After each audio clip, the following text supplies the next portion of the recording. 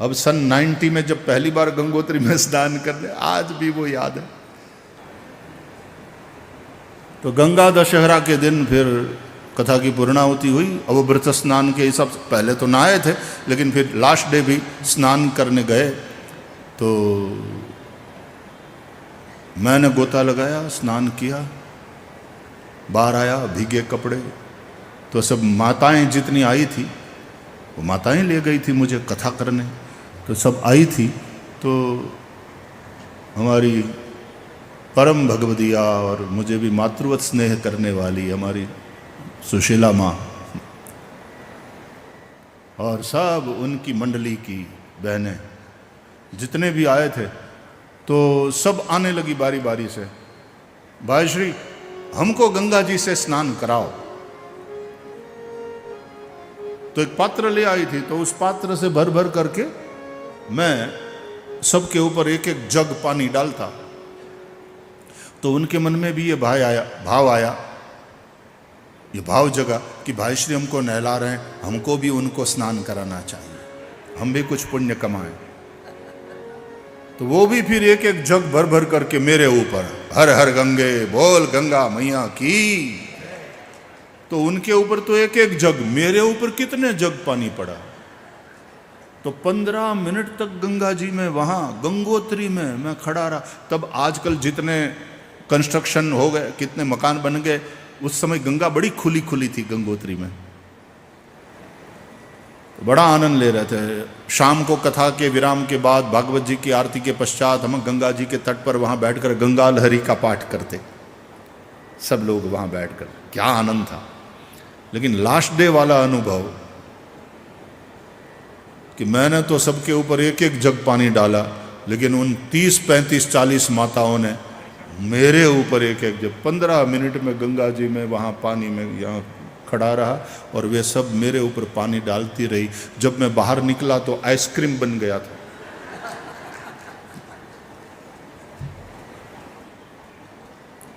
एकदम से, हालांकि तब तो जवानी थी, आज भी कोई बूढ़े तो नहीं हुए, केवल बाल थोड़े सफेद हो गए, बाकी तो गंगा मैया की कृपा है।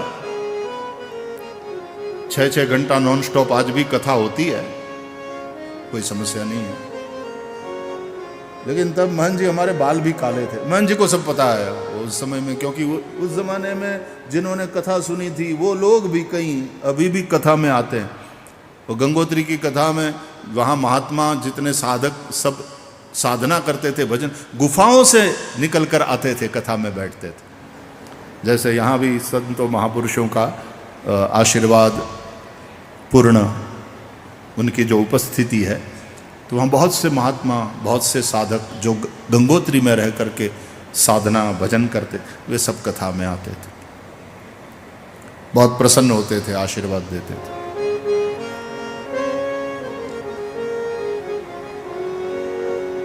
तो फिर ठंडी लग गई, मैं उतारे पर गया तो बटन बंद नहीं हो पा रहे थे, क्योंकि हाथ फ्रीज। थोड़ी देर में बुखार तेज हो गई। अब उसी दिन निकलना था, उतरना था। देखो हिमालय के अंदर रहकर साधना करने वाले संतों को। तो एक बड़े युवा संत थे, वो रोज कथा में आते। उनको पता चला कि आज ओझा जी जाने वाले, तब भाई श्री नहीं कहते थे लोग, ओझा जी, कि आज ओझा जी जाने वाले हैं, आज पूरा यात्रा का जो संघ है उतरने वाला है। तो वो उतारे पर मिलने आए। तो उन लोगों ने कहा कि उनको तो थोड़ी बुखार तेज हो गई है, सोए हैं।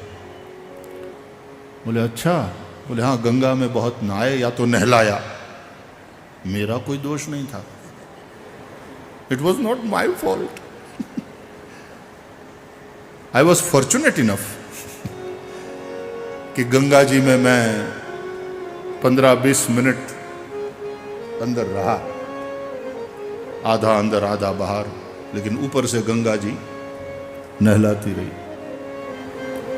तो महात्मा बोले एक बार मुझे अंदर जाने दो, उनसे मिलने दो। बोले बाबा जी सोए हैं और कितने रजाइयां मेरे ऊपर।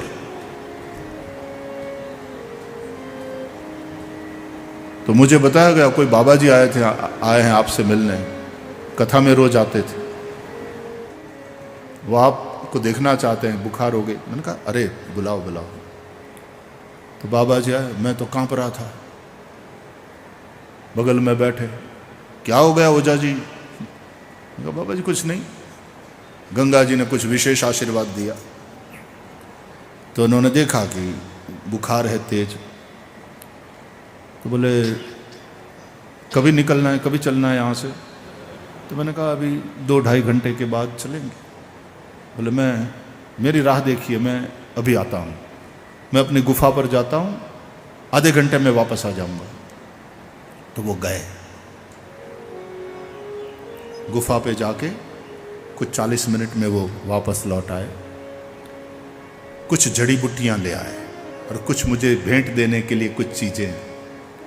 तो कथा सुनकर वे बड़े प्रसन्न थे। तो जड़ी बूटी ला करके उसकी पत्तियाँ, अब वो तो यहाँ रहने वाले साधु संत जाने कौन सी जड़ी बूटी थी, मुझे पता नहीं, लेकिन उसके पत्तियाँ, हरी हरी पत्तियाँ निकाल, पहले धो ली और फिर हरी हरी पत्तियाँ निकाल करके और फिर मुझे कहा चबा लो।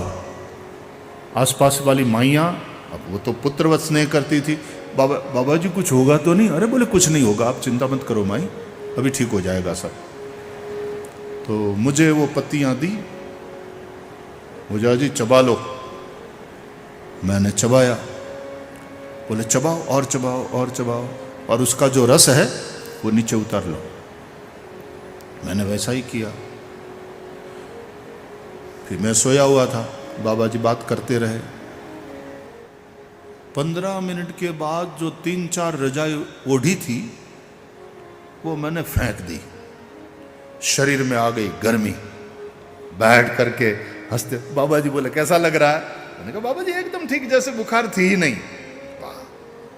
बोले हमारे यहाँ कहाँ और कोई मेडिकल स्टोर है, यहाँ कहाँ डॉक्टर है, हमारे यहाँ तो हिमालय ही जड़ी बूटियों से भरा हुआ है। हमारे लिए औषधि और गंगा का पानी, औषधम जाह्नवी तोयम, यही है। फिर कुछ और चीजें मुझे आज भी मुझे याद है। एक लकड़ी उन्होंने मुझे दिया, आप संतों को पता, मुझे उस लकड़ी का नाम आज भी पता नहीं है। बोले देखो ये हमारी मोमबत्ती भी है, दिया है, ये सांप बिच्छू आदि जहरीले प्राणियों को दूर रखने के लिए भी ये जड़ी बूटी है, क्योंकि हम तो गुफा में पड़े रहने वाले जंगली लोग हैं, तो सांप बिच्छू सब दूर रख। और बोले इसको जब जलाते हैं मोमबत्ती का काम, और उन्होंने मैच बॉक्स मंगाया और उसके आगे वाले हिस्से को जला करके वाकई मोमबत्ती की तरह एक लौ। तो जैसे हम लोग बोलते वाओ, बोले नहीं अभी थोड़ी देर ठहरिए। और 2 मिनट के बाद ऐसी सुगंध, तो मैंने कहा ये सुगंध कहां से? बोले इसी से, ये हमारा दिया भी है और ये हमारी अगरबत्ती भी है, धूप बत्ती भी यही है, हमारा दिया भी यही है। तो ऐसी ऐसी जड़ी बूटियां होती है कि फिर हम वो खा लेते हैं, तो फिर कई दिनों तक भूख ही नहीं लगती, कहीं जाने की भी जरूरत नहीं। बैठे हैं गुफा में, ध्यानस्थ समाधि लगाए, और फिर वो लकड़ी मुझे दे करके बोले वो चंदन लगाते हो ना आप, उसी तरह प्रवचन में जाने से पहले जरा इसको उसी तरह पत्थर पे रगड़कर थोड़ा सा चंदन सा, लेकिन ट्रांसपेरेंट ऐसा एक पेस्ट हो जाएगा, तो उसको यूं यहाँ लगा करके जाइए, बड़ा मजा आएगा।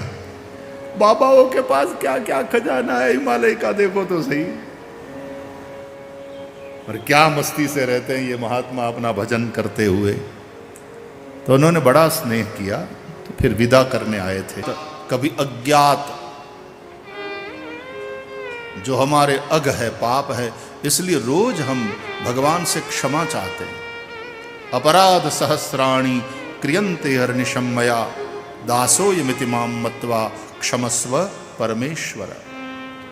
करचरण कृतं वा कायजं कर्मजं वा श्रवण नयनजं वा मानसं वा पराधम विहितम विहितं वा सर्वमेतत् क्षमस्व। जय जय करुणाब्धे श्री महादेव शंभो। तो मां जाह्नवी से हम कहते हैं विष्णुपादाब्ज संभूते गंगे त्रिपथगामिनी विष्णुद्रवेति विख्याते पापम में हर जाह्नवी। विष्णुपादाब्ज संभूते, यहां श्लोक लिखा हुआ, इसलिए हर बार जो बैकड्रॉप बनाते हैं तो उसमें कुछ भाव, कुछ दृष्टि भी रहती है। विष्णुपादाब्ज, क्योंकि हम भगवती भागीरथी के तट पर बैठे हैं और ये भी भागवती भागीरथी है। भागीरथी गंगा और भागवती गंगा। विष्णुपादाब्ज संभूते, विष्णुपदी है। गंगे त्रिपथगामिनी विष्णुद्रवेति विख्याते पापम में हर जाह्नवी।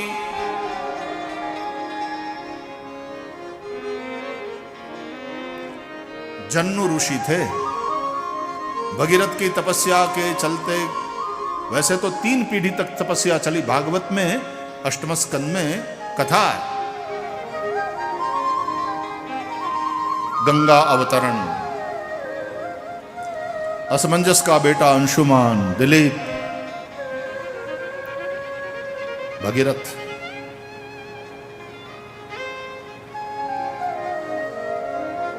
अवतरित हुई गंगा। 3 पीढ़ियों की तपस्या का जब योग हुआ तब श्री गंगा जी अवतरित हुई।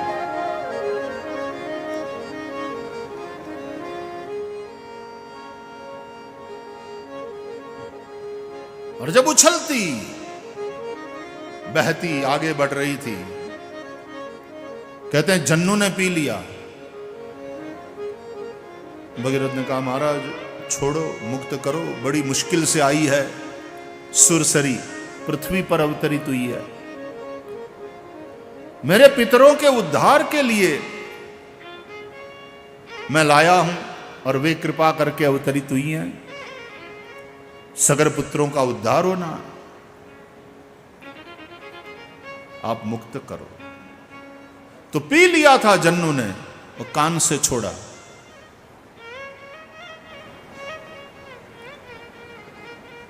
जाह्नवी कहलाए। कैसे कैसे ऋषि हुए हैं हमारे यहां। एक ऐसा ऋषि जो पूरा सागर पी लेता है, अगस्त्य। और ये इन्होंने गंगा को पी लिया और फिर कान से छोड़ा। जाह्नवी कहलाई। वो भागीरथी गंगा की बात है। और भागवती गंगा बोले इसको कान से पिया जाता है और फिर मुख से मुक्त किया जाता है। इसलिए पहले श्रवणम, शृण्वन्ति गायन्ति गृणन्त्यभिक्ष्णशः स्मरन्ति नंदन्ति तवेहितं जना। कहते हैं तएव पश्यन्ति अचिरेण तावकं भव प्रवाहो परमं पदाम्बुजम। हे प्रभु, वे लोग अविलंब आपके चरणारविंद का दर्शन कर लेते हैं जो संसार रूपी सागर को मिटा देने वाले हैं, उससे तारने वाले हैं। तो श्रवणम, जिसको कान से पिया जाता, और फिर जब गायन्ति तो मुख से मुक्त किया जाता है।